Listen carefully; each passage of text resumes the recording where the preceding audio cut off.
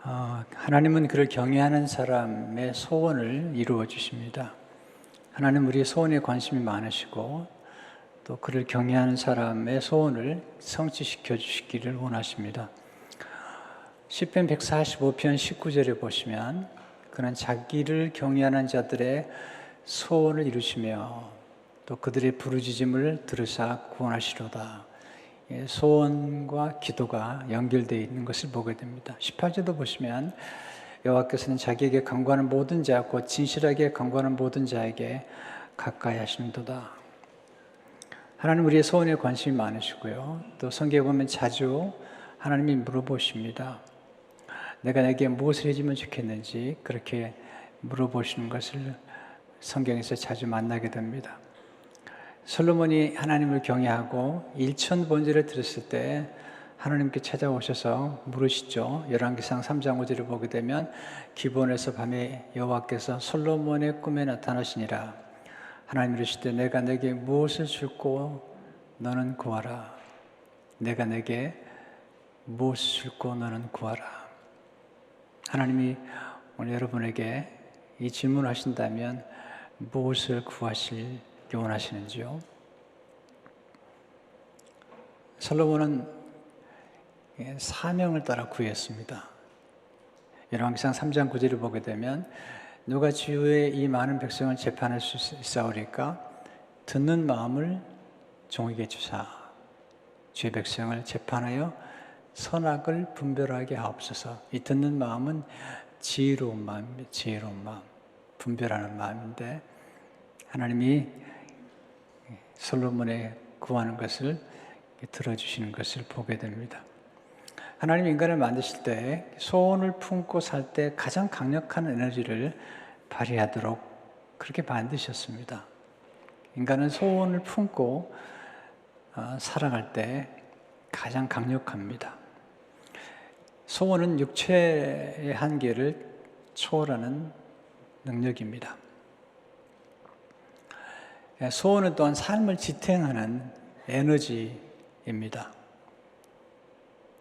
소원은 의미 있는 삶을 살도록 도와주는 강력한 힘입니다. 로버트 레슬리라는 분이 인생을 보는 눈이라는 책을 쓰셨는데 오래전에 읽은 책인데요. 그 책의 내용들은 다 잊었지만 그 책 속에 기록된 괴테의 이야기는 제 생에 굉장히 많은 영향을 끼쳤고 또 가장 어렵고 힘들 때에 정말 몇 개월 동안 제게 영감을 준 이야기입니다. 제가 읽어드리겠습니다. 독일의 시인 괴테는 그의 걸작 파우스트의 후반을 끝내고 나서 2달 후에 83세로 세상을 떠났다. 필경 그 인생의 최후의 7년 동안은 생물학적으로 보아서 예정을 넘긴 것이었다. 그의 죽음은 연기되어 있었는데 그는 자신의 작품이 완성되어 의미가 실현되는 순간까지 살았던 것이다. 의미 있는 소원이 얼마나 중요한지 육체 한계를 초월하고 그리고 의미를 추구했던 괴테, 그가 쓰고 남기고 싶었던 파우스트라는 작품을 완성하기까지 거의 7년 동안 생물학적으로 봤을 때 기적이라는 표현이었습니다. 이게 소원이 중요하구나. 소원이 이렇게 강력한 에너지, 육체의 한계, 나의 한계를 초월할 수 있는 능력이라는 사실을 그 당시에 배우게 되었습니다. 하나님 어떻게 우리 소원을 깨닫게 하시고 또 우리 소원을 이루어 주시는 걸까요? 첫째로 하나님 우리 마음에 소원을 품게 하심으로 소원을 이루어 주십니다. 빌립보 2장 13절을 보시면 너희 안에 생하시는 하나님이시니 자기 기쁘신 뜻을 위하여 너에게 소원을 두고 행하게 하시나니. 하나님 우리 마음속에 소원을 두고 행하시죠. 소원이란 무엇이죠? 우리가 소유하고 싶은 것입니다. 뭔가 갖고 싶은 것, 이게 좋은 것입니다. 소원이란 우리가 성취하고 싶은 것입니다. 뭔가 이루고 싶은 것.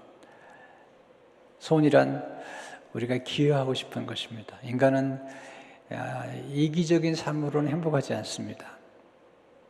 행복이라는 것은 우리가 남의 삶에 뭔가 기여할 때 우리에게 찾아오는 것이기 때문에 우리가 품는 소원 중 하나는 기여하고 싶은 소원이 있습니다. 소원이라 우리가 가보고 싶은 것이죠. 또 선교 현장도 가보고 싶고 또 단기 선교도 가보고 싶은 것들이 우리에게 있고요. 또 여행도 하고 싶잖아요. 가고 싶은 것. 소원이란 우리가 살아야 될 이유죠. 삶의 이유. 소원이란 우리 각자의 사명입니다. 때로 소원은 우리가 누군가를 닮고 싶을 때, 저와 같은 경우는 건강한 교회를 세우는 것, 이게 임임 목회자로서의 소원입니다. 소원이란 우리 삶 속에 에너지를 공급해주고, 그리고 우리 삶 속에 그 의욕을 구체시켜줍니다. 소원은 중요한데요. 우리 안에 소원이 있습니다. 어떻게 우리 소원이 우리 안에서 깨어날 수 있을까요? 이게 중요한 거거든요. 하나님 이미 우리 안에, 여러분 안에 소원을 담아두셨는데 이 소원을 어떻게 우리가 알 수 있을까요? 발견하는 것이죠. 첫째로 꿈을 통해서 마음의 소원을 깨워주십니다. 꿈을 품다는 것은 곧 소원을 품는 것이죠. 꿈이란 미래지향적이죠. 더 나은 미래, 더 아름다운 미래, 더 보람 있는 미래, 더 가치 있는 미래, 이 미래에 대한 꿈을 꾸는 것입니다. 물론 꿈속에 우리의 소명이 있고 사명이 있습니다. 하나님 요셉에게 꿈을 주셨어요. 꿈을 자세히 살펴보면 그 속에 요셉의 미래가 담겨 있습니다. 창세기 30장 6절 7절을 보시면 요셉이 그들에게 이르되 청하건대 내가 꾼 꿈을 들으시오. 우리가 밭에서 곡식단을 먹더니 내 단이 일어서고 당신들의 단은 내 단을 둘러서서 절하더이다. 여기 보면 이 곡식단이란 말이 나오는데 이것은 장차 요셉이 이제 경제 문제를 해결해 주는 그리함으로 만민의 생명을 구하는 그 놀라운 하나님의 목표가 담겨 있고요. 또 형제들이 단이 절한다는 것은 그가 이 정치가가 되는 그리함으로 진정한 섬김의 삶을 산다는 요셉의 미래가 담겨 있습니다. 저는 이렇게 결혼 전에 상담하기 위해 찾아오는 분들을 제가 상담할 때마다 물어보는 게 있습니다. 두 분의 꿈이 무엇입니까? 제가 행복한 가정 그리고 지속적으로 행복한 가정의 특징을 제가 좀 찾아보라 그러면 두 사람의 행복만을 위해서 살아가는 사람들이 행복하지 않더라고요. 우리 두 사람의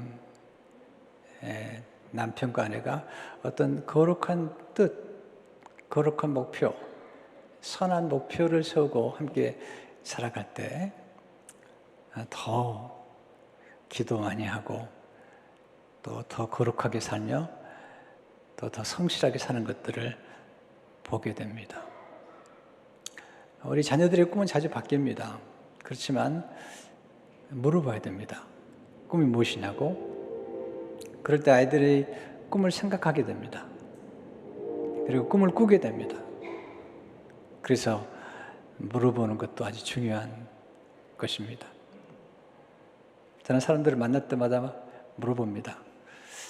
어떤 꿈을 가지고 계세요? 어떤 목표를 가지고 계세요? 최근에도 제가 주례한 부부가 있는데 꿈을 얘기했더니 품고 있었던 꿈을 얘기해 주더라고요. 너무 좋았습니다. 두 번째, 좋은 만남을 통해서 마음의 소원을 깨워주십니다. 하나님과의 만남이 제일 중요하죠. 하나님 아브라함에게 찾아오셔서 아브라함에게 꿈을 심어주시고 소원을 심어주죠. 창세기 12장 2절을 보게 되면 내가 너를 큰 민족을 이루고 내게 복을 주어 내 이름을 창대하게 하려니 너는 복이 될지라. 아직 아이가 없는데 그가 큰 민족을 이루겠다고 복을 주어서 이름을 창대케 하고 복의 통로, 옛날 성경에 보면 복의 근원이 될지라.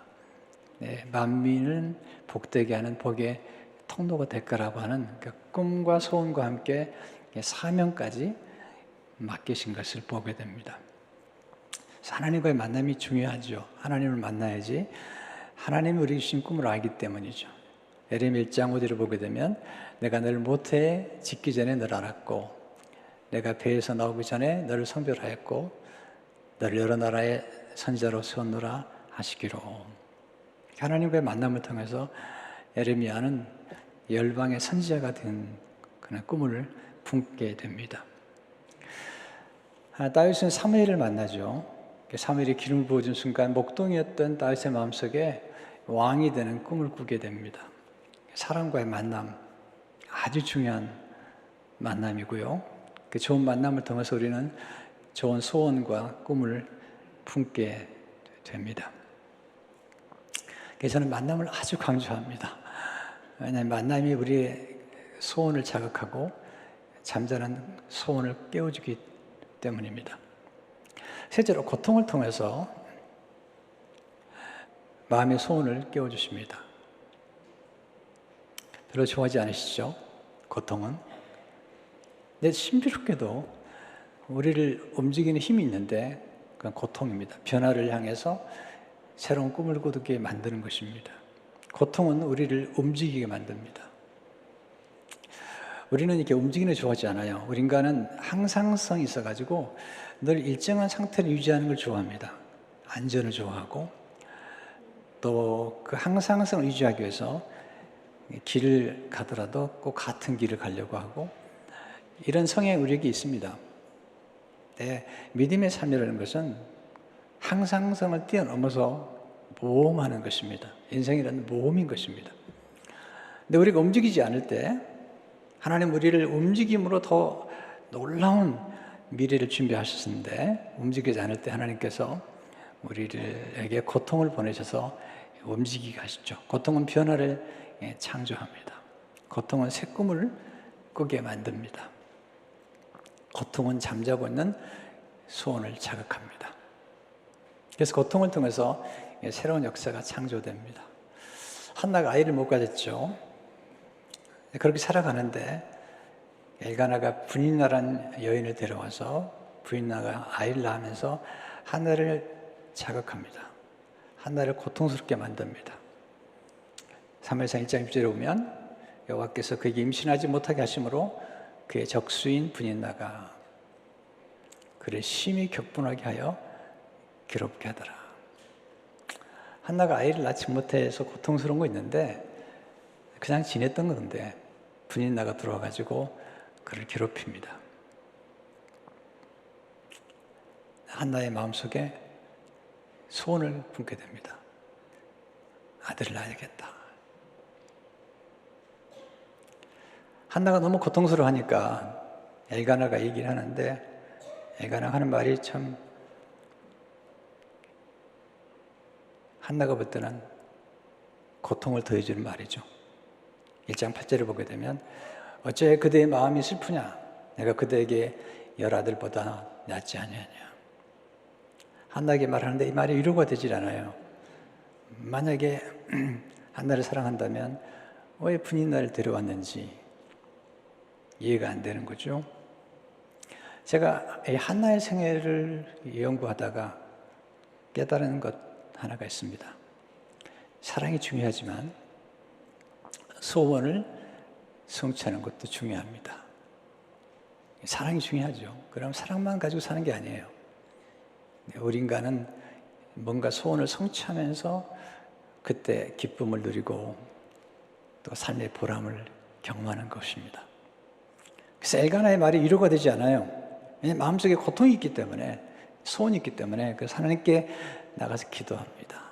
사무엘상 1장 10절 11절을 보게 되면 한나가 마음이 괴로워서 여호와께 기도하고 통곡하며 소원에 이르되 만군의 여호와여 만일 주 여정의 고통을 돌보시고 나를 기억하사 주 여정을 잊지 아니하시고 주 여정에게 아들을 주시면 내가 그의 평생에 그를 여호와께 드리고 삭도를 그의 머리에 대지 아니하겠나이다. 참 여기서 제 마음에 깊이 와닿는 것은 하나님께 고통을 돌보시고 이 고통 때문에 기도하게 되고 이 고통 때문에 대가를 지불합니다. 아들을 주시면 하나님께 드리겠습니다. 네. 이 고통이 우리를 기도하게 만들고 또 고통을 통해서 하나님의 놀라운 역사가 전개되고 나중에 사무엘을 낳아서 사무엘이라는 인물이 나중에 사울왕을 세우고 다윗왕을 세워 하나님의 구속의 드라마에 중요한 역할을 하는, 결국 한나의 고통이 소원으로 그리고 기도로 그리고 기도 응답을 통해서 하나님의 구속의 드라마에 큰 역할을 감당하는 일을 하게 되는 것을 보게 됩니다. 네 번째, 거룩한 부담감을 통해 마음의 소원을 깨워주십니다. 느헤미야가 그런 사람이죠. 그는 수산교에서 술 맡은 관원장이면 그 당시 출세한 사람이에요. 네, 아주 부족함이 없는 사람이죠. 왕과 더불어 독대하는 인물인데 어느 날 예루살렘 성벽이 회파됐다는 소식을 듣게 됩니다. 느헤미야 1장 3절을 보게 되면 그들이 내게 이르되 사로잡힘을 면하고 남아있는 자들이 그 지방 거기에서 큰 환난을 당하고 능욕을 받으며 예루살렘 성을 허물어지고 성물들은 불탔다 하는지라. 예루살렘 성벽이 무너지고 백성들은 환난과 능욕을 당한다는 소식을 듣고 부담을 갖습니다. 거룩한 부담감. 그래서 4절에 기도하죠. 내가 이 말을 듣고 앉아서 울고 수일 동안 슬퍼하며 하늘의 하나님 앞에 금식하며 기도하여. 그는 이 거룩한 부담감을 가지고 기도한 다음에 왕께 나가고 예루살렘에 가서 52일 만에 예루살렘 성벽을 재건하게 됩니다. 여러분 각자에게 거룩한 부담감이 있을 겁니다. 또 교회생활 하더라도 어떤 분들은 성가대 부담감이 있기도 하고 어떤 분은 중보기도에, 어떤 분은 목자로서 섬기는 일에, 어떤 분은 교사로, 영상으로, 명으로 각자마다 다른 것 같아요. 어떤 분들은 이렇게 드림을 통해서 어려운 분들을 도와주는 일, 어떤 분은 선교, 전도를 통해서 사람을 양육하는 일에, 그러니까 각 사람마다 부담이 각각 다른 거거든요. 그 거룩한 부담을 하나님 통해서 우리 마음에 소원을 품게 하신 것을 보게 됩니다. 저는 이상하게 이민교회에 대한 부담감이 있었어요. 그래서 이민교회를 건강하게 세우는 부담감을 가지고 제가 82년에 미국에 왔는데 제 기도 노트에 보니까 84년부터 건강한 이민교회를 위해서 꿈을 꿨어요. 그래 89년도에 교회를 첫 번째 교회를 개척하게 되었고 또 2009년도에 두 번째 교회를 개척하게 되었습니다. 그렇게 함으로써 건강한 그런 선교 공동체, 건강한 교육 공동체, 건강한 공동체를 세우는 일에 부담감을 가지고 저는 지금까지 목회하고 있습니다. 또 이상하게 목사님들과 선교사님들을 섬기는, 멘토링하는 그런 일에 부담감을 가지고 계속 제가 섬기고 있습니다. 지난 주간에도 이번 두 번에 걸쳐서 목사님들을 줌으로 멘토링을 하고 섬기고 있습니다. 그런 일들이 많이 주어집니다. 하나님께서 주신 특별한 부담감이라는 생각이 듭니다. 두 번째, 하나님은 벼랑 끝에서 소원을 이루어 주십니다. 이게 하나님이 하신 신비로운 방법인데요. 하나님이 아브라함에게 아들을 주시겠다고 약속하셨는데 그 약속이 꽤 더디 이루어집니다. 나이가 이제 99세가 되었을 때 벼랑 끝이죠. 사라가 90세, 경수가 끊어졌는데 하나님이 찾아오십니다. 하나님 그때 개입하세요. 우리 인생 가운데 항상 나이가 든다고 너무 낙심하거나 이제 인생 끝났다고 생각하는 것은 맞지 않습니다. 아브라함에게 찾아오신 때가 75세고 99세거든요. 또 모세에게는 80세에 찾아오시거든요. 창세기 10장 1절을 보게 되면 아브라함이 99세 때 여호와께서 아브라함에게 나타나서 그에게 이르시되 나는 전능한 하나님이라 나는 내 앞에서 행하여 완전하라. 99세 때. 그리고 경수가 끊어진 사라에게 찾아오신 것입니다. 이 아브라함과 사라가 얘기하는 걸 들어보시고요. 그리고 하나님 어떻게 반응하신지 창세기 18장 11절 14절을 보게 되면 아브라함과 사라는 나이가 많아 늙었고 사라에게는 여성의 생리가 끊어지는지라 사라가 속으로 웃고 이르되 내가 노쇠했고 내 주인도 늙었으니 내게 무슨 즐거움이 있으리요. 여호와께서 아브라함에게 이르시되 사라가 왜 웃으며 이르기를 내가 늙었거늘 어떻게 아들을 낳으려 하느냐. 여호와께 능하지 못한 일이 있겠느냐. 기한이 이를 때 내가 내게로 돌아오니 사라에게 아들이 있으리라. 우리 너무 쉽게 판단하죠. 너무 쉽게 포기하죠. 나이가 많아서, 몸이 연약해서.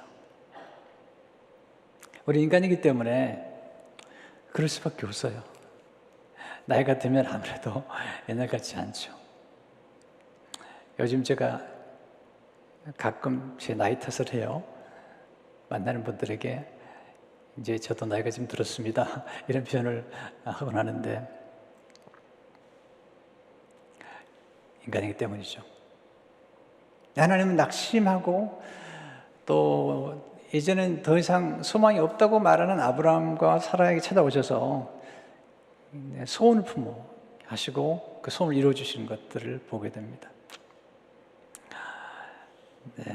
시바타 도이라는 일본 시인이 계신데요. 지금은 이 세상을 떠나셨습니다. 근데 그분이 99세 때 시집을 출판했는데 너무나 영감을 받았습니다. 시집의 이름이 너무 놀라워요. 약해지지 마. 90세부터 시를 쓰기 시작해서 나중에 시집을 출판하게 됐는데 그분이 쓴 시 하나만 읽어드릴게요. 비밀이라는 시인데요. 나 죽고 싶다고 생각한 적이 몇 번이나 있었어. 하지만 시를 짓기 시작하고 많은 이들의 격려를 받아 지금은 우는 소리 하지 않아. 98배도 사랑을 하는 거야. 꿈도 많아.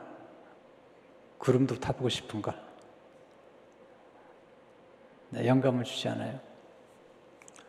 우리 인생은 앞으로 어떻게 생길지 모릅니다.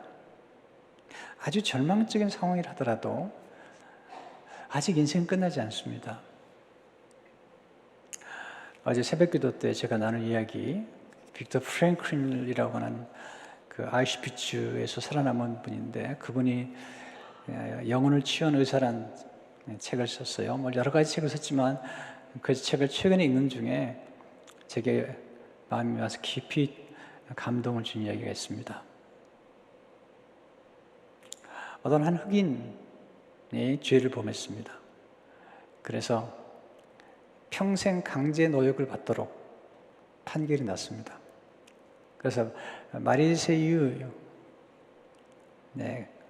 악마의 섬으로 가는 배에 올랐습니다. 악마의 섬. 거기 가면 소망이 없는 것입니다.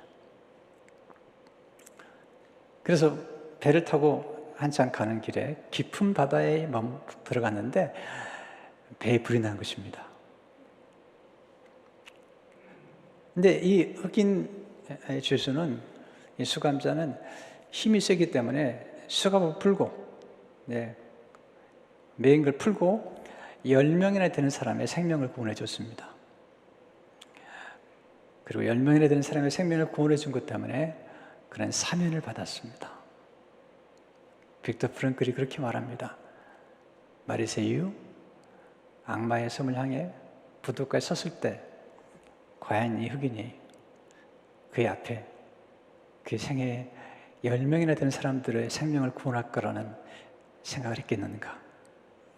그의 생애 가운데 사면을 받을 거라는 놀라운 일이 예비될 것을 생각했겠는가? 그러면서 말합니다. 우리 앞에는 언제든지 의미 있는 일이 기다리고 있다는 것입니다. 아직 모릅니다. 여러분과 제 생애 가운데 앞으로 어떤 일이 전개될지 모릅니다. 하나님만이 아시고 특별히 하나님을 경외하는 사람들에게는 우리 인생의 벼랑 끝에서 또 인생의 한계선상에서 가끔 또 자주 하나님 놀라운 일들을 일으키시는 것을 보게 됩니다. 그러므로 우리는 속단하지 마십시오. 어떤 어려운 문제가 찾아왔거나 또는 어떤 벽에 부딪혔을 때 인생이 다 끝났다는 생각을 하지 마십시오. 다니엘이 사자굴에 들어갔을 때 그 사자굴에 하나님의 천사가 기다리고 있고 나중에 그 놀라운 기적 가운데서 그를 대적했던 모든 사람들은 오히려 사자굴에서 죽고 다니엘은 더 존경에 쓰임받는 그 놀라운 일들을 우리가 성경에서 본 것을 기억하십시오. 앞으로 어떤 일이 더 아름답게 전개될지는 하나님만이 아시는 것입니다. 마지막으로 하나님은 우리의 소원을 통해서 하나님의 소원을 이루십니다. 가끔 우리 너무나 우리 소원을 쉽게 판단하거나 정지해버릴 때가 많습니다. 야곱이 삼촌 라반의 집에 갈 때 그가 품었던 소원은 아내를 맞이하는 것입니다. 지극히 인간적으로 보이죠. 그리고 가서 라헬을 얻기 위해서 14년 일합니다. 거기서 레아도 만나고요. 근데 야곱이 거기서 12명의 자녀를 낳게 되고 그 중에 한 아들 라헬을 통해서 라헬을 14년 일했는데 라헬을 통해서 낳은 아들 요셉이 나중에 군무충녀가 되고 그리고 그 형제들의 생명을 보존해 줍니다. 요셉이 지켜주었던 생명, 그 형제 생명 가운데 유다가 있습니다. 그리고 그 유다의 후손으로 다윗이 예수님 모시잖아요. 그럴지 모르죠. 아이를 낳고 싶은 소원, 이런 소원을 가져도 되나? 한나를 보세요. 한나가 아이를 낳고 싶은 소원이 있었는데 그 결과로 사무엘을 낳게 되고 나중에 다윗에게 기름을 부고 놀라운 역사를 일으킨 것을 보게 됩니다. 하나님께서는 우리 안에 어떤 소원을 두셔서 그 소원을 통해서 하나님의 놀라운 소원을 이루십니다. 결국은 아브라함과 이삭과 야곱이 품었던 그 소원들이 예수 그리스도께 와서 하나님의 소원으로 완성되는 것을 보게 됩니다. 자, 그렇다면 우리가 어떻게 소원을 성취하셨을까요? 제가 배운 지혜 5가지 짧게 말씀드리겠습니다. 첫째, 소원을 마음에 품으십시오. 소원이 있어야지 소원을 이룹니다. 주님이 38년 된 병자를 찾아오셔서 주님 말씀하세요. 내가 낫고자 하느냐? 저는 그 질문이 너무 충격적이에요. 38년 동안 병들었으면 왜 낫고 싶지 않겠습니까? 근데 주님이 물어보시는 거예요. 정말 낫고 싶은지. 어떤 사람은 낫고 싶지 않거든요. 그냥 아픈 채로 살고 싶은 거죠. 책임감도 없이. 근데 건강해지면 자기 인생에 책임을 지며 살아가야 되잖아요. 남을 도우면서. 시각장애인 바디메유가 예수님 찾아왔을 때 내가 내게 무엇을 해주기 원하느냐? 보기를 원하나이다. 놀라운 기도예요. 시각장애인이 태어나서 한 번도 본 적이 없는데 예수님께 와서 물어보잖아요. 예수님께서 내가 내게 무엇을 해주기 원하느냐? 보기를 원합니다. 소원을 품을 때 소원이 이루어집니다. 두 번째, 소원을 성취하기 위해서 기도하셔야 됩니다. 기도는 소원을 성취를 위해서 드리는 기도입니다. 물론 기도의 차원은 다양하지만 그 중에 하나가 구하는 거죠. 하나님, 내 안에 소원 이루어 주십시오. 시편 21편을 보게 되면 그의 마음의 소원을 들어주셨으며 그의 입술의 요구를 거절하지 아니하셨나이다. 소원과 기도는 연결되어 있습니다. 시편 30편 4절 5절을 보게 되면 또 여호와를 기뻐하라. 그가 내 마음의 소원을 내게 이루어 주시려다. 내 길을 여호와께 맡기라. 그러지 하면 그가 이루시고. 야곱의 기도는 소원을 성취한 기도잖아요. 한나도 마찬가지고. 셋째로, 소원을 성취하기 위해서 목표를 설정하고 계획을 세우십시오. 예레미야는 예루살렘 성벽 재건을 위해서 구체적인 목표를 세우고 구체적인 계획을 세우고 실천해 오겠습니다. 시편 20편 4절을 보게 되면 내 마음의 소원대로 허락하시고 내 모든 계획을 이루어 주시기를 원하노라. 소원이 있으면 계획을 세우게 되고요. 또 계획을 세운 다음에 행동하게 됩니다. 넷째로, 소원을 성취하는 데 필요한 자원을 동원해서 소원을 성취하십시오. 소원을 성취하려면 4가지 자원이 필요해요. 제가 자주 반복해서 우리 교인들은 다 외웠죠. 첫째, 지적 자원이죠. 내가 하려고 하는 일을 알아야 되잖아요. 두 번째가 인적 자원입니다. 사람이 필요해요. 셋째가 재정적 자원입니다. 넷째가 영적 자원이죠. 이 4가지 자원을 동원해서 소원을 성취하고 또 하나님의 소원을 우리가 함께 이루어드리는 것을 보게 됩니다. 5번째, 소원을 성취하기 위해서는 대가를 지불할 줄 알아야 됩니다. 한나가 대가를 지불하죠. 하나님 아들을 주시면 내가 아들을 하나님께 드리겠습니다. 하나님이 우리를 구원하기 위해서 지불한 대가가 십자가입니다. 작은 소원은 그냥 이룰 수 있습니다. 쉽게. 그러나 큰 소원은 시간이 많이 걸립니다. 그리고 대가도 지불해야 됩니다. 그리고 큰 소원을 이루려면 목표도 세우고 계획도 세우고 전략도 필요합니다. 그리고 잘 준비해야 됩니다. 그게 하나님의 원리입니다. 하나님의 소원은 예수님 십자가에서 성취되었습니다. 구약의 모든 소원들은 결국 예수 그리스도의 십자가에 와서 완성됩니다. 왜 예수님 십자가의 소원이 성취된 것이 우리에게 축복이 될까요? 고린도서장 17절을 보시면 그런즉 누구든지 그리스도 안에 있으면 새로운 피조물이라 이전 것은 지나갔으니 보라 새 것이 되었도다. 우리 예수 그리스도께서 십자가 돌아가심으로 죄인된 우리가 의인이 되었습니다. 우리가 저주 아래 있던 우리가 축복 아래 있게 되었습니다. 더 중요한 게 있습니다. 성령께서 오셔서 우리 안에 무한한 잠재력을 활성화시켜 주신 것을 보게 됩니다. C.S. 루이스가 천국은 어떤 곳일까? 지옥과의 차이가 뭘까? 지옥은 인간이 가지고 있는 모든 잠재력을 다 파멸시켜 버립니다. 지옥 마귀 역사하면 죄를 짓게 되고 도둑질하고 죽이고 멸망시키는 일을 하게 되죠. 그러나 성령께서 오시게 되면 우리 잠재력이 극대화됩니다. 마치 겨자씨 하나를 씌우면 커서 나무가 되고 그리고 새들이 깃드는 것처럼 예수 그리스도 안에서 우리 잠재력은 엄청난 놀라운 역사가 나타나는 것들을 보게 됩니다. 예수님께서 베드로를 만나신 다음에 베드로에게 말씀하시죠. 내가 장차 개바 반석 같은 인물이 될 것이다. 이것은 예수 그리스도를 통해서 우리 인간이 가지고 있는 무한한 잠재력을 우리가 발휘할 수 있다는 것입니다. 우리 자녀들을 위해서 투자하잖아요. 왜냐하면 우리 자녀 속에는 무한한 잠재력이 있습니다.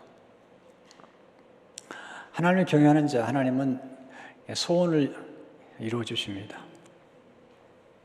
소원을 품으십시오. 꿈을 꾸십시오. 비록 나이가 드셨다고 할지라도 성령이 임하시면 젊은이는 환상을 보고 어른들은 꿈을 꾼다고 말씀하고 있습니다. 기억하십시오. 흑인 죄수가 마리세유를 향해 가는 그 악마의 섬을 향을 떠날 때 그의 앞에 10명이나 된 사람들을 구원할 거라는, 그리고 사면받을 거라는 생각을 하지 못했을 것입니다. 그날 길을 떠났더니 놀라운 일이 전개됐습니다. 여러분과 저희 생애 가운데 하나님이 예비하신 길이 있습니다. 근데 그 길이 처음엔 잘 보이지 않습니다. 그러나 벼랑 끝에 섰을 때, 또 때로 나이가 들었을 때, 아무도 우리 인생에서 놀라운 일이 전개될 거라고 생각하지 않을 때, 사라가 나중에 고백하잖아요. 창세기 21장 6절 7절을 보게 되면 이런 고백을 하죠. 사라가 이르되 하나님 나를 웃게 하시니 듣는 자가 다 나와 함께 웃으리로다.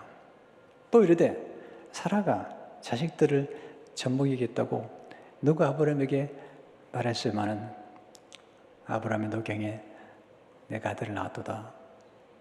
아니라 꼭 자녀이기만 한 게 아니라 우리 삶 가운데 성취할 수 있는 아름다운 사역들, 아름다운 열매들이 우리를 기다리고 있습니다.